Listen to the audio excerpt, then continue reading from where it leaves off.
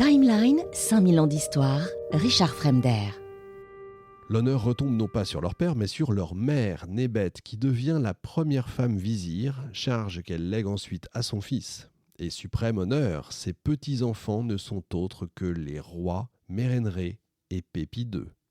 Le choix de s'allier par mariage aux puissantes familles d'Abydos n'est évidemment pas anodin. Ça montre l'influence qu'exercent les notables de cette ville sur la monarchie et que le pharaon a besoin de leur soutien pour se maintenir au pouvoir. Il profite de nombreux avantages. Par exemple, le temple abydénien est exempté de taxes fiscales, j'en ai déjà parlé, mesure qui profite donc aux notables locaux dont les revenus dépendent de cette institution. Parmi eux, on trouve la famille de Nébet. Son fils reçoit encore quelques décennies plus tard des offrandes, en théorie destinées au temple. En outre, lui et ses sœurs profitent de revenus accordés par Pépi II au culte des statues du temple d'Abydos. Pas étonnant, ils sont de la même famille. La polygamie royale permet aussi de multiplier les alliances. Pépi Ier épouse au moins 8 femmes. Le roi cherche des soutiens dans les régions éloignées de Memphis, car le palais est devenu dangereux pour lui. La deuxième partie du troisième millénaire est en effet marquée par plusieurs longues phases d'instabilité du pouvoir, caractérisées par la valse des hauts administrateurs et une grande volatilité de l'attribution des plus hautes charges de l'État. L'exemple qui illustre le mieux cette instabilité est celui du chef du gouvernement. On ne compte pas moins de 30 vizirs entre Ounas et Pépi Ier. Les historiens estiment qu'en moyenne, le titulaire de ce poste change tous les 3 ans.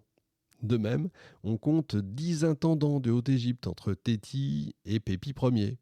Les carrières se font et se défont rapidement, dans un certain désordre, il faut le dire. Dans le même temps, plusieurs gouverneurs de Hout, d'origine provinciale et de rang modeste, parviennent eux aussi à la cour et réussissent à mener de brillantes carrières. La concurrence n'en demeure pas moins féroce, évidemment, et chaque dignitaire est prêt à tout pour conserver et accroître son pouvoir. Les momies exhumées dans la nécropole royale de Téti témoignent de la violence qui règne à la cour. L'analyse paléopathologique de 2 d'entre elles est particulièrement bouleversante. Shepsi-Pupta, un haut dignitaire du trésor, mort entre 22 et 24 ans, et Éphi, mort entre 24 et 26 ans, qui portent les traces d'une violence effroyable. Ce notable assume très jeune de hautes responsabilités puisqu'au moment de son décès, il dirige le bureau du vizir. Et il meurt de mort violente lors d'une agression ou d'un combat. Des promotions fulgurantes suivent donc l'entrée d'un individu dans la famille royale. Mais les grâces et les disgrâces vont et viennent. Un dignitaire aujourd'hui bien en cours peut perdre cette faveur dès le lendemain. Les carrières se font et se défont à un rythme effréné. On peut citer l'exemple de la dame Mernebdianketi. Les inscriptions de sa tombe creusée dans la nécropole de Téti réservent une surprise aux égyptologues.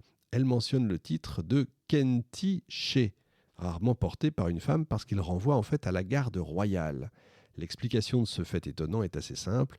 Il s'agit à l'origine de la tombe d'un membre de la garde du roi qui a été disgracié. Son sépulcre a alors été attribué à une autre personne. Le nom de la dame se substitue alors à celui de l'ancien occupant, mais son titre n'a pas été effacé, signe que tout s'est certainement fait très rapidement. De nombreuses autres tombes portent les traces de semblables destructions du nom et des images de leurs propriétaires, signe des purges également, opérées au sein de l'entourage royal.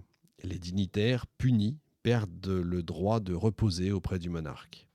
Le règne de Pépi Ier est marqué par un certain nombre de troubles extrêmement graves. La biographie d'un certain Ouni, chef des caravanes, évoque un procès impliquant l'intendant des Kentiché, dans la mission principale, donc, et on l'a vu, d'escorter le roi dans ses déplacements, et une reine dont le nom est passé littéralement sous silence. Ouni se vante d'avoir instruit, tout seul d'ailleurs, ce procès d'une importance extraordinaire, fier d'être le premier dignitaire à s'occuper d'une affaire touchant directement au secret du harem royal.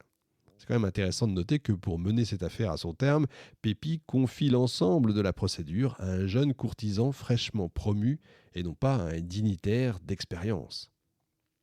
L'histoire d'Ouni, illustre cette succession accélérée des administrateurs aux plus hautes fonctions du royaume et met en lumière le jeune âge de certains des membres éminents de l'administration royale, ainsi que la damnatio memoriae qui frappe les tombes des courtisans déchus.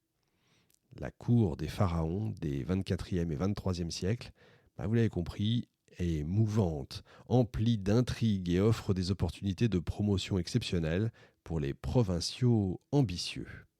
Ouni a longtemps été considéré par les historiens, plus ou moins enflammés, comme le type parfait du self-made man. Selon eux, Ouni est un petit provincial qui est parti de rien, parvenu à s'extraire de sa modeste condition pour accéder au poste de vizir, à la simple force de son habileté et de ses compétences.